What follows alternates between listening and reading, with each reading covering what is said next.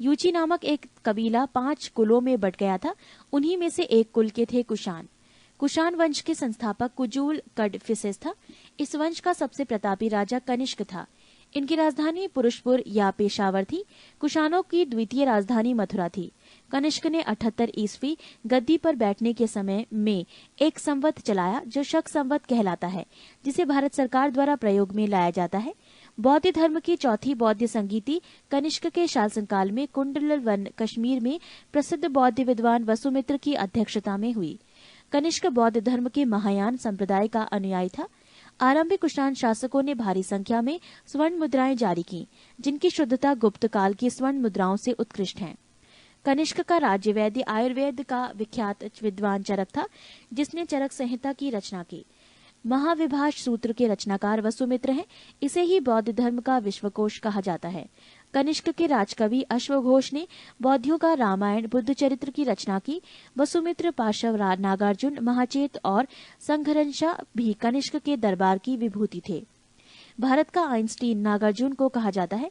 इनकी पुस्तक माध्यमिक सूत्र, इस पुस्तक में नागार्जुन ने सापेक्षता का सिद्धांत प्रस्तुत किया था। कनिष्क की मृत्यु 102 ईस्वी में हो गई। कुषाण वंश का अंतिम शासक वासुदेव था। गंधार शैली एवं मथुरा शैली का विकास कनिष्क के शासनकाल में हुआ था। रेशम मार्ग पर नियंत्रण रखने वाले शासकों में सबसे प्रसिद्ध कुषाण थे। नोट: रेशम बनाने का तकनीक का आविष्कार सबसे पहले चीन में हुआ था। 19. गुप्त साम्राज्य। गुप्त साम्राज्य का उदय 3री शताब्दी के अंत में प्रयाग के निकट कौशाम्बी में हुआ। गुप्त वंश का संस्थापक श्रीगुप्त 240 से 280 ईस्वी था। श्रीगुप्त का उत्तराधिकारी घटोत्कच 280 से 220 ईस्वी में हुआ। गुप्त वंश का प्रथम महान सम्राट चंद्रगुप्त प्रथम था। ये 320 ईस्वी में गद्दी पर बैठा। इसने लिच्छवी राजकुमारी देवी से विवाह किया। इसने महाराज धीराज की उपाधि धारण की। गुप्त संवत 319 से 320 ईस्वी की शुरुआत चंद्रगुप्त प्रथम ने की। पृष्ठ 22। चंद्रगुप्त प्रथम का उत्तराधिकारी समुद्रगुप्त हुआ, जो 335 ईस्वी में राजगद्दी पर बैठा। इसने आर्यव्रत के 9 शासकों और दक्षिणाव्रत के 12 शासकों को पराजित किया। इन्हीं विजयों के कारण इसे भारत का नेपोलियन कहा जाता है। समुद्रगुप्त का दरबारी कवि हरिशेन था, जिसने इलाहाबाद प्रशस्ति लेख की रचना की। समुद्रगुप्त विष्णु का उपासक था। समुद्रगुप्त ने अश्वमेध कर्ता की उपाधि धारण की। समुद्रगुप्त संगीत प्रेमी था। ऐसा अनुमान उसके सिक्कों पर उसे वीणा वादन करते हुए दिखाया जाने से लगाया गया है। समुद्रगुप्त ने विक्रमांक की उपाधि धारण की थी। इसे कविराज भी कहा जाता था। समुद्रगुप्त का उत्तराधिकारी चंद्रगुप्त द्वितीय हुआ, जो 380 ईस्वी में राजगद्दी पर बैठा। चंद्रगुप्त द्वितीय के शासनकाल में चीनी बौद्ध यात्री फाहियान भारत आया। शकों पर विजय के उपलक्ष्य में चंद्रगुप्त द्वितीय ने चांदी के सिक्के चलाए। चंद्रगुप्त द्वितीय का उत्तराधिकारी कुमारगुप्त प्रथम या गोविंद गुप्त 415 ईस्वी से 454 ईस्वी पे हुआ। नालंदा विश्वविद्यालय की स्थापना कुमारगुप्त ने की थी। कुमारगुप्त प्रथम का उत्तराधिकारी स्कंदगुप्त 455 से 467 ईस्वी में हुआ। स्कंदगुप्त ने गिरनार पर्वत पर स्थित सुदर्शन झील का पुनरुद्धार किया। स्कंदगुप्त ने पाणदत्त को सौराष्ट्र का गवर्नर नियुक्त किया। स्कंदगुप्त के शासनकाल में ही हुणों का आक्रमण शुरू हो गया। अंतिम गुप्त शासक भानुगुप्त था। गुप्त साम्राज्य की सबसे बड़ी प्रादेशिक इकाई देश थी, जिसके शासक को गोप्ता कहा जाता था। एक दूसरी प्रादेशिक इकाई भुक्ति थी, जिसके शासक उपरी कहलाते थे। भुक्ति के नीचे विषय नामक प्रशासनिक इकाई होती थी, जिसके प्रमुख विषयपति कहलाते थे। पुलिस विभाग का मुख्य अधिकारी दंड पाशिक कहलाता था। पुलिस विभाग के साधारण कर्मचारियों को चाट एवं भाट कहा जाता था। प्रशासन की सबसे छोटी इकाई ग्राम थी। ग्राम का प्रशासन ग्राम सभा द्वारा संचालित होता। ग्राम सभा का मुखिया ग्रामिक कहलाता था एवं अन्य सदस्य मेहत्तर कहलाते थे। ग्राम समूहों की छोटी इकाई को पेठ कहा जाता था। गुप्त शासक कुमारगुप्त के दामोदरपुर ताम्रपुत्र में भूमि बिक्री संबंधी अधिकारियों के क्रियाकलापों का उल्लेख है। भू राजस्व कुल उत्पादन का 1/4 भाग से 1/6 भाग हुआ करता था। आर्थिक उपयोगिता के आधार पर निम्न प्रकार की भूमि थी: 1 क्षेत्र कृषि करने योग्य भूमि, 2 वास्तु वास करने योग्य भूमि, 3 चरागाह भूमि पशुओं के चारा योग्य भूमि, 4 खिल्य ऐसी भूमि जो जोतने योग्य नहीं होती थी, 5 अप्रहत ऐसी भूमि जो जंगली होती थी। सिंचाई के लिए रहट या घंटी यंत्र का प्रयोग होता था। श्रेणी के प्रधान को ज्येष्ठक कहा जाता था।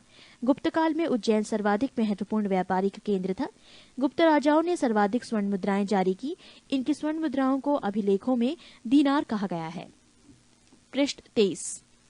कायस्थों का सर्वप्रथम वर्णन याज्ञवल्क्य स्मृति में मिलता है। जाति के रूप में कायस्थों का सर्वप्रथम वर्णन औशनम स्मृति में मिलता है। विंध्य जंगल में शबर जाति के लोग अपने देवताओं को मनुष्य का मांस चढ़ाते थे। पहली बार किसी के सती होने का प्रमाण 510 ईस्वी के भानुगुप्त के एरण अभिलेख से मिलता है, जिसमें किसी भोजराज की मृत्यु पर उसकी पत्नी के सती होने का उल्लेख है। गुप्त काल में वैश्यवृत्ति करने वाली महिलाओं को गढ़िका कहा जाता था। वृद्ध वैश्याओं को कुटनी कहा जाता था। गुप्त सम्राट वैष्णव धर्म के अनुयायी थे तथा उन्होंने इसे राजधर्म बनाया था। विष्णु का वाहन गरुण गुप्तों का राज चिन्ह था। गुप्त काल में वैष्णव धर्म संबंधी सबसे महत्वपूर्ण अवशेष देवगढ़ झांसी का दशावतार मंदिर है। अजंता में निर्मित कुल 29 गुफाओं में वर्तमान में केवल 6 ही शेष हैं, जिनमें गुफा संख्या 16 एवं 17 ही गुप्तकालीन है। इसमें गुफा संख्या 16 में उत्कीर्ण मरणासन राजकुमारी का चित्र प्रशंसनीय है। गुफा संख्या 17 के चित्र का चित्रशाला कहा गया है। इस चित्रशाला में बुद्ध के जन्म, जीवन, महाभिनिष्क्रमण एवं महापरिनिर्वाण की घटनाओं से संबंधित चित्र उद्धृत किए गए हैं। अजंता की गुफाएं बौद्ध धर्म की महायान शाखा से संबंधित है।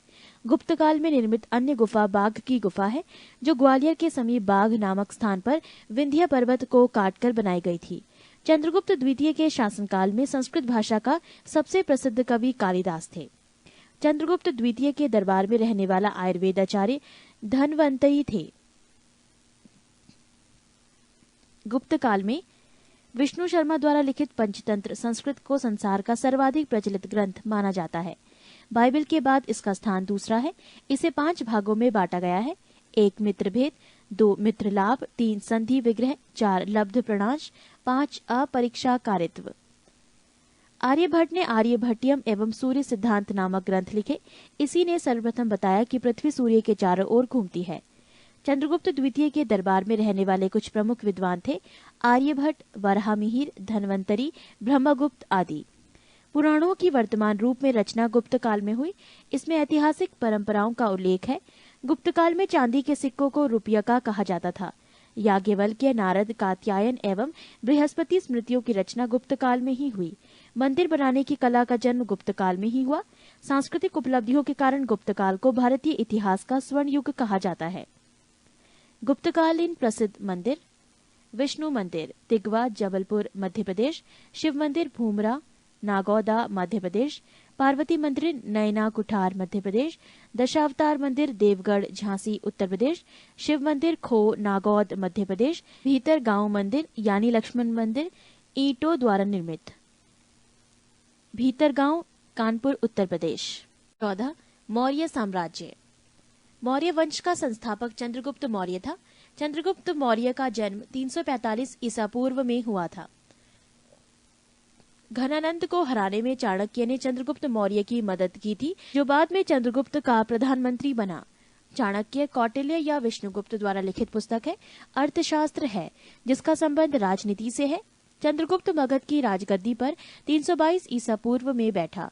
चंद्रगुप्त जैन धर्म का अनुयायी था। चंद्रगुप्त ने अपना अंतिम समय कर्नाटक के श्रवणबेलगोला नामक स्थान पर बिताया। चंद्रगुप्त ने 305 ईसा पूर्व में सेल्यूकस निकेटर को हराया। सेल्यूकस निकेटर ने अपनी पुत्री कार्नेलिया की शादी चंद्रगुप्त मौर्य के साथ कर दी और युद्ध की संधि शर्तों के अनुसार 4 प्रांत काबुल, कंधार, हेरात एवं मकरान चंद्रगुप्त को दिए।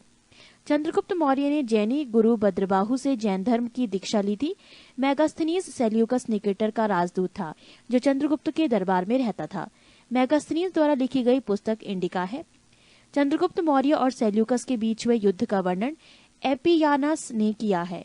प्लूटार्क के अनुसार चंद्रगुप्त ने सेल्यूकस को 500 हाथी उपहार में दिए थे। चंद्रगुप्त मौर्य की मृत्यु 298 ईसा पूर्व में श्रवणबेलगोला में उपवास द्वारा हुई। बिंदुसार। चंद्रगुप्त मौर्य का उत्तराधिकारी बिंदुसार हुआ, जो 298 ईसा पूर्व में मगध की राजगद्दी पर बैठा। अमित्रघात के नाम से बिंदुसार जाना जाता है। अमित्रघात का अर्थ है शत्रु विनाशक। बिंदुसार आजीवक संप्रदाय का अनुयायी था। वायु पुराण में बिंदुसार को भद्रसार या वारिसार कहा गया है। स्ट्रेबो के अनुसार सीरियन नरेश एंटियोकस ने बिंदुसार के दरबार में डाइमेकस नामक राजदूत भेजा। इसे ही मेगास्थनीज का उत्तराधिकारी माना जाता है। जैन ग्रंथों में बिंदुसार को सिंहासन कहा गया है। बिंदुसार के शासनकाल में तक्षशिला में हुए 2 विद्रोहों का वर्णन है। इस विद्रोह को दबाने के लिए बिंदुसार ने पहले सुसीम को और बाद में अशोक को भेजा। एथीनियस के अनुसार बिंदुसार ने सीरिया के शासक एंटियोकोस ने बिंदुसार के दरबार में डाइमेकस नामक राजदूत भेजा। इसे ही मेगास्थनीज का उत्तराधिकारी माना जाता है। जैन ग्रंथों के बिंदुसार को सिंगसेन कहा गया है। बिंदुसार के शासनकाल में तक्षशिला में हुए 2 विद्रोहों का वर्णन है। इस विद्रोह को दबाने के लिए बिंदुसार ने पहले सुसीम को और बाद में अशोक को भेजा। एथीनियस के अनुसार बिंदुसार ने सीरिया के शासक एंटियोकस I से मदिरा, सूखे अंजीर एवं दार्शनिक भेजने की प्रार्थना की थी। बौद्ध विद्वान तारानाथ ने बिंदुसार को 16 राज्यों का विजेता बताया है। अशोक बिंदुसार का उत्तराधिकारी अशोक महान हुआ, जो 269 ईसा पूर्व में मगध की राजगद्दी पर बैठा। राजगद्दी पर बैठने के समय अशोक अवंती का राज्यपाल था। मास्की एवं गुर्जरा अभिलेख में अशोक का नाम अशोक मिलता है। पृष्ठ 17। पुराणों में अशोक को अशोकवर्धन कहा गया है। अशोक ने अपने अभिषेक के 8वें वर्ष लगभग 261 ईसा पूर्व में कलिंग पर आक्रमण किया और कलिंग की राजधानी तोसली पर अधिकार कर लिया। प्लिनी का कथन है कि मिस्र का राजा फिलाडेल्फस टॉलेमी द्वितीय ने पाटलिपुत्र में डियानीसियस नाम का एक राजदूत भेजा था अशोक के दरबार में। उपगुप्त नामक बौद्ध भिक्षु ने अशोक को बौद्ध धर्म की दीक्षा दी। अशोक ने आजीविकों को रहने हेतु बराबर की पहाड़ियों में 4 गुफाओं का निर्माण करवाया, जिनका नाम कर्ज, चौपार, सुदामा तथा विश्व झोपड़ी था। नोट: अशोक के पौत्र दशरथ ने आजीविकों को नागार्जुन गुफा प्रदान की थी। अशोक की माता का नाम सुबंद्रांगी था। अशोक ने बौद्ध धर्म के प्रचार के लिए अपने पुत्र महेंद्र एवं पुत्री संघमित्रा को श्रीलंका भेजा। भारत में शिलालेख का प्रचलन सर्वप्रथम अशोक ने किया। अशोक के शिलालेखों में ब्राह्मी, खरोष्टी, ग्रीक एवं अरमाइक लिपि का प्रयोग हुआ है। ग्रीक एवं अरमाइक लिपि का अभिलेख अफगानिस्तान से, खरोष्टी लिपि का अभिलेख उत्तर पश्चिम पाकिस्तान से और शेष भारत से ब्राह्मी लिपि के अभिलेख मिले हैं। अशोक के अभिलेखों को 3 भागों में बांटा जा सकता है: 1 शिलालेख, 2 स्तंभलेख तथा 3 गुहालेख। अशोक के शिलालेख की खोज 1750 ईस्वी में पाद्रेटी फैनथेलर ने की थी। इनकी संख्या 14 है। अशोक के अभिलेख पढ़ने में सबसे पहली सफलता 1837 ईस्वी में जेम्स प्रिसेप को हुई। अशोक के प्रमुख शिलालेख एवं उनमें वर्णित विषय: पहला शिलालेख, इसमें पशु बलि की निंदा की गई है। दूसरा शिलालेख, इसमें अशोक ने मनुष्य एवं पशु दोनों की चिकित्सा व्यवस्था का उल्लेख किया है। तीसरा शिलालेख, इसमें राजकीय अधिकारियों को यह आदेश दिया गया है कि वो हर 5वें वर्ष के उपरांत दौरे पर जाएं। इस शिलालेख में कुछ धार्मिक नियमों का भी उल्लेख किया गया है। चौथा शिलालेख, इस अभिलेख में भेरी घोष की जगह धम्म घोष की जगह घोषणा की गई है। 5वां शिलालेख, इस शिलालेख में धर्म महामात्रों की नियुक्ति के विषय में जानकारी मिलती है। 6ठा शिलालेख, इसमें आत्म नियंत्रण की शिक्षा दी गई है। 7वां एवं 8वां शिलालेख, इनमें अशोक की तीर्थ यात्राओं का उल्लेख किया गया है। 9वां शिलालेख, इसमें सच्ची भेंट तथा सच्चे शिष्टाचार का उल्लेख किया गया है। 10वां शिलालेख, इसमें अशोक ने आदेश दिया है कि राजा तथा उच्च अधिकारी हमेशा प्रजा के हित में सोचें। 11वां शिलालेख, इसमें धम्म की व्याख्या की गई है। 12वां शिलालेख, इसमें स्त्री महामात्रों की नियुक्ति एवं सभी प्रकार के विचारों के सम्मान की बात कही गई है। 13वां शिलालेख, इसमें कलिंग युद्ध का वर्णन एवं अशोक के हृदय परिवर्तन की बात कही गई है। इसी में पड़ोसी राजाओं का वर्णन है। 14वां शिलालेख, अशोक ने जनता को धार्मिक जीवन बिताने के लिए प्रेरित किया। पृष्ठ 18। अशोक के स्तंभ लेखों की संख्या 7 है, जो केवल ब्राह्मी लिपि में लिखी गई है। ये 6 अलग अलग स्थानों से प्राप्त हुआ है। 1 प्रयाग स्तंभ लेख, ये पहले कौशाम्बी में स्थित था। इस स्तंभ लेख को अकबर में इलाहाबाद के किले में स्थापित करवाया। 2 दिल्ली टोपरा, ये स्तंभ लेख फिरोज शाह तुगलक के द्वारा टोपरा में दिल्ली लाया गया। 3 दिल्ली मेरठ, पहले मेरठ में स्थित ये स्तंभ लेख फिरोज शाह द्वारा दिल्ली लाया गया है। 4 रामपुरवा, ये स्तंभ लेख चंपारण बिहार में स्थापित है। इसकी खोज 1872 ईस्वी में कार्लाइल ने की। 5 लौरिया अरेराज, चंपारण बिहार में। 6 लौरिया नंदनगढ़, चंपारण बिहार में इस स्तंभ पर मोर का चित्र बना है। कौशाम्बी अभिलेख को रानी का अभिलेख कहा जाता है। अशोक का सबसे छोटा स्तंभ लेख रुम्मीदेई है। इसी में लुम्बिनी में धम्म यात्रा के दौरान अशोक द्वारा भू राजस्व की दर घटा देने की घोषणा की गई है। अशोक का 7वां अभिलेख सबसे लंबा है। प्रथम पृथक शिलालेख में ये घोषणा है कि सभी मनुष्य मेरे बच्चे हैं। अशोक का शार ए कुना कंदहार अभिलेख ग्रीक एवं आर्मेयिक भाषाओं में प्राप्त हुआ है। साम्राज्य में मुख्यमंत्री एवं पुरोहित की नियुक्ति के पूर्व इनके चरित्र को काफी जांचा परखा जाता था। इसे उपधा परीक्षण कहा जाता था।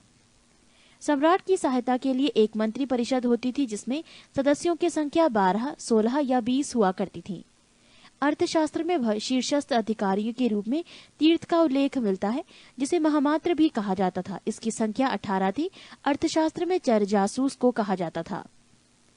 मौर्य प्रांत और राजधानी: उत्तरापथ तक्षशिला, अवंती राष्ट्र उज्जैनी, कलिंग तोसली, दक्षिणापथ सुवर्णागिरी, प्राशी पूर्वी प्रांत पाटलिपुत्र। अशोक के समय मौर्य साम्राज्य में प्रांतों की संख्या 5 थी। प्रांतों को चक्र कहा जाता था। प्रांतों के प्रशासक कुमार या आर्यपुत्र या राष्ट्रिक कहलाते थे। प्रांतों का विभाजन विषय में किया गया था, जो विषयपति के अधीन होते थे। प्रशासन की सबसे छोटी इकाई ग्राम थी, जिसका मुखिया ग्रामीक कहलाता था। प्रशासकों में सबसे छोटा गोप था, जो 10 ग्रामों का शासन संभालता था। मेगास्थनीज के अनुसार नगर का प्रशासन 30 सदस्यों का एक मंडल करता था, जो 6 समितियों में विभाजित था। प्रत्येक समिति में 5 सदस्य होते थे। अर्थशास्त्र में वर्णित तीर्थ: 1 मंत्री प्रधानमंत्री, 2 पुरोहित धर्म एवं दान विभाग का प्रधान, 3 सेनापति सैन्य विभाग का प्रधान, 4 युवराज राजपुत्र, 5 द्यौवारिक राजकीय द्वार रक्षक, 6 अंतर्वैदिक अंतःपुर का अध्यक्ष, 7 समाहर्ता आर्य का संग्रहकर्ता, 8 सन्निधाता राजकीय कोष का अध्यक्ष, 9 प्रशास्ता कारगर का अध्यक्ष, 10 प्रदेष्ट्री कमिश्नर, 11 पौर नगर का कोतवाल, 12 व्यवहारिक प्रमुख न्यायाधीश, 13 नायक नगर रक्षा का अध्यक्ष, 14 कर्मांतिक उद्योगों एवं कारखानों का अध्यक्ष, 15 मंत्री परिषद अध्यक्ष, 16 दंडपाल सेना का सामान एकत्र करने वाला, 17 दुर्गपाल दुर्ग रक्षक, 18 अंतपाल सीमावर्ती दुर्ग का रक्षक। पृष्ठ 19। बिक्री कर के रूप में मूल्य का 10वां भाग वसूला जाता था। इसे बचाने वालों को मृत्युदंड दिया जाता था। मेगास्थनीज के अनुसार एग्रीनोमोई मार्ग निर्माण अधिकारी था। जस्टिन के अनुसार चंद्रगुप्त मौर्य की सेना में लगभग 50,000 अश्वारोही सैनिक, 9,000 हाथी एवं 8,000 रथ थे। प्लूटार्क या जस्टिन के अनुसार चंद्रगुप्त ने नंदों की पैदल सेना से 3 गुनी अधिक संख्या में अर्थात 60,000 आदमियों को लेकर संपूर्ण उत्तर भारत को रौंद डाला था। प्रशासनिक समिति एवं उसके कार्य: समिति और कार्य: प्रथम समिति कार्य उद्योग एवं शिल्प कार्य का निरीक्षण, द्वितीय समिति विदेशियों की देखरेख, तृतीय समिति जन्म मरण का विवरण रखना, चतुर्थ व्यापार एवं वाणिज्य की देखभाल, पंचम निम्रित वस्तुओं के विक्रय का निरीक्षण, षष्ठ बिक्री कर वसूल करना। युद्ध क्षेत्र में सेना का नेतृत्व करने वाला अधिकारी नायक कहलाता था। सैन्य विभाग का सबसे बड़ा अधिकारी सेनापति होता था। मेगास्थनीज के अनुसार मौर्य सेना का रखरखाव 5 सदस्यीय 6 समितियां करती थी। मौर्य प्रशासन ने गुप्तचर विभाग महामात्य सर्प नामक अमात्य के अधीन था। अर्थशास्त्र में गुप्तचर को गूढ़ पुरुष कहा गया है तथा एक ही स्थान पर रहकर कार्य करने वाले गुप्तचर को संस्था कहा जाता था। एक स्थान से दूसरे स्थान पर भ्रमण करके कार्य करने वाले गुप्तचर को संचार कहा जाता था। अशोक के समय जनपदीय न्यायालय के न्यायाधीश को राजुक कहा जाता था। सरकारी भूमि को सीता भूमि कहा जाता था। बिना वर्षा के अच्छी खेती होने वाली को अदैव मात्रक कहा जाता था। मेगास्थनीज ने भारतीय समाज को 7 वर्गों में विभाजित किया है: 1 दार्शनिक, 2 किसान, 3 अहीर, 4 कारीगर, 5 सैनिक, 6 निरीक्षक एवं 7 सभासद। स्वतंत्र वैश्यावृत्ति को अपनाने वाली महिला रूपा जीवा कहलाती थी। नंद वंश के विनाश करने में चंद्रगुप्त मौर्य ने कश्मीर के राजा प्रवर्तक से सहायता प्राप्त की थी। मौर्य शासन 137 वर्षों तक रहा। मौर्य वंश का अंतिम शासक बृहद्रथ था। इसकी हत्या इसके सेनापति पुष्यमित्र शुंग ने 185 ईसा पूर्व में कर दी और मगध पर शुंग वंश की नींव डाली। 15 ब्राह्मण साम्राज्य। पुष्यमित्र शुंग, जिसने मगध पर शुंग वंश की नींव डाली, ब्राह्मण जाति का था। शुंग शासकों ने अपनी राजधानी विदिशा में स्थापित की। इंडो यूनानी शासक मिनांडर को पुष्यमित्र शुंग ने पराजित किया।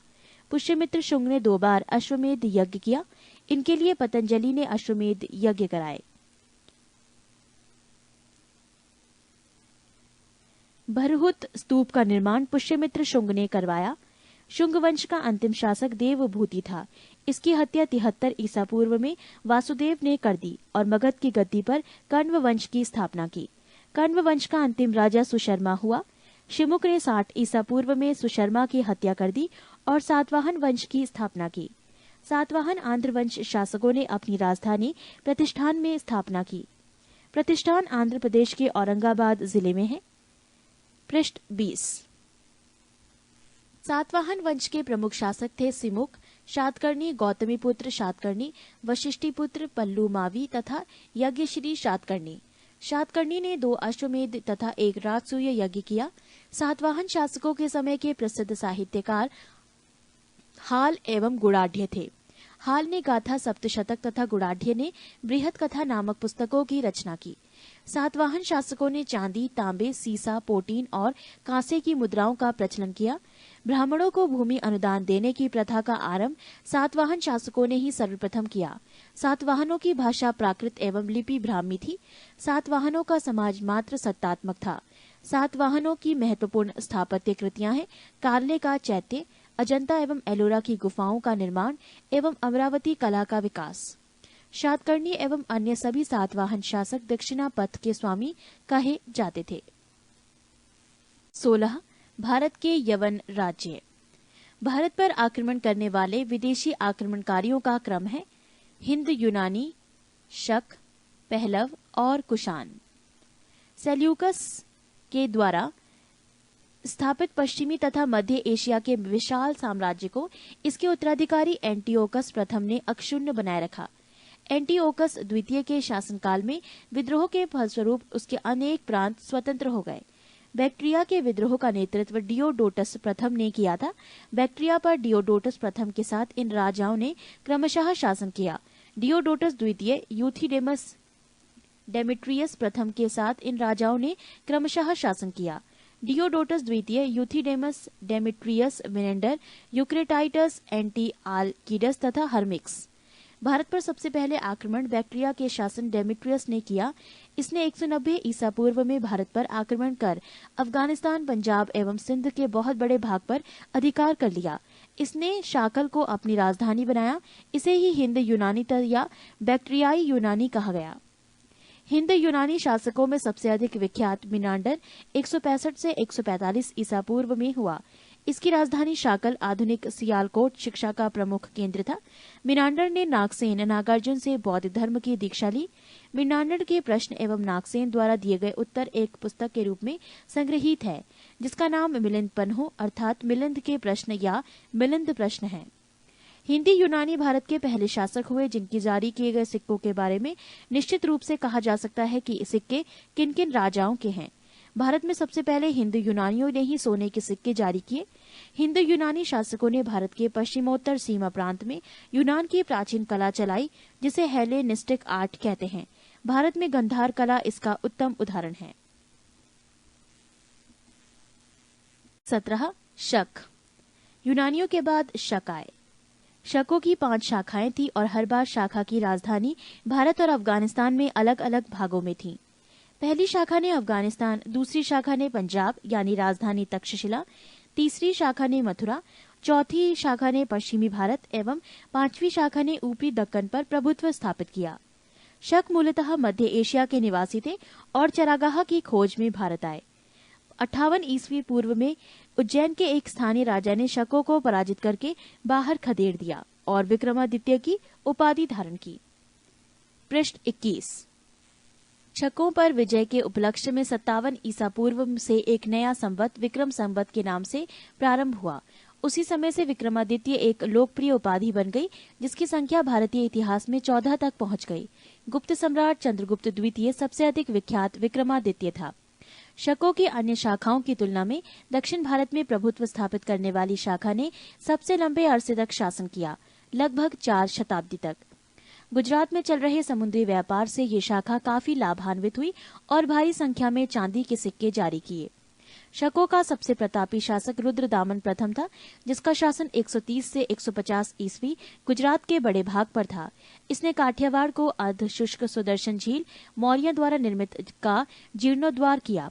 रुद्रदामन संस्कृत का बड़ा प्रेमी था। उसने ही सबसे बड़े विशुद्ध संस्कृत भाषा में लंबा अभिलेख गिरनार अभिलेख जारी किया। इसके पहले के सभी अभिलेख प्राकृत भाषा में रचित थे। भारत में शक राजा अपने को क्षत्रप कहते थे।